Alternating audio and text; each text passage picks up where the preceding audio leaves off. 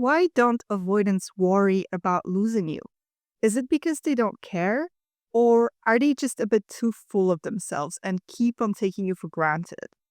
It's mostly the latter. However, if you're dating an avoidant, you're likely part of the problem because your anxiety is feeding their somewhat already inflated ego. In this video, I explain why avoidants don't worry about losing you and how that is actually a fatal mistake of theirs, which ultimately gets them abandoned in the long run. I'll also share my story of how I got my avoidant partner to start worrying about losing me, how to step out of the anxious avoidant trap. If you're dating an avoidant and he or she doesn't worry about losing you, it's hard not to take it personally. You might think to yourself, is there something wrong with me? Why am I not enough? I certainly used to be plagued by these types of thoughts. These insecurities are exactly what makes people fall right into the anxious avoidant trap. What is the anxious avoidant trap? It's a mechanism most anxious avoidant couples fall into. One of them, the avoidant, has the tendency to be distant and run away. And the other, the more anxious partner, has the tendency to need closeness and reassurance and to chase. They both trigger the other. The avoidant partner's need for space and distance is very anxiety-inducing for their significant other, and vice versa. An anxious partner's need for reassurance and attention triggers the avoidant and makes him or her want to distance themselves further. This is the anxious avoidant trap in a nutshell. Both you and your partner might get stuck in it, and your typical responses will only make things more and more tense. How anxious avoidant trap makes avoidance not worry about losing you. Anxious avoidant trap causes even more damage than just making things more and more tense in a relationship. It also makes avoidance not worry about losing you.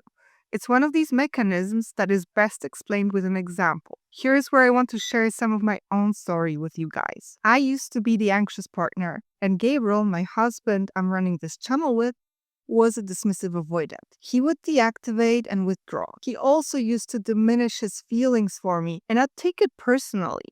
I'd let it get to me and ask for reassurance. That's exactly what allowed Gabriel to not worry about losing me. Why? Because I'd continuously reassure him that I cared and that I would not let go, no matter what. He'd say things like, I don't know what I want.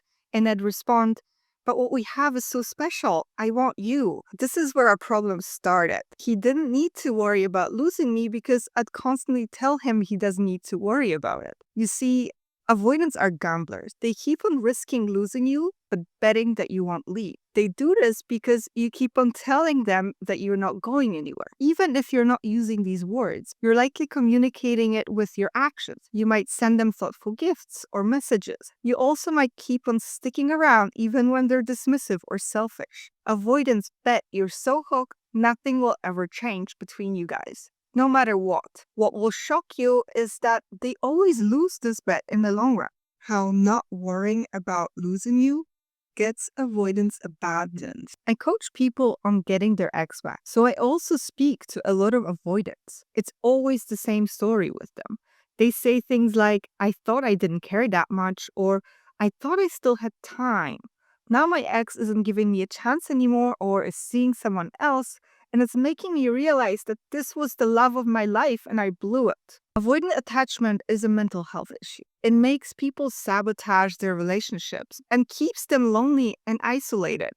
Your partner needs your help to be able to step out of their own pattern. They need you to make them worry about losing you. It's the only way to make an avoidant get in touch with their feelings. They need you to let go of the outcome and risk losing them. Think about it.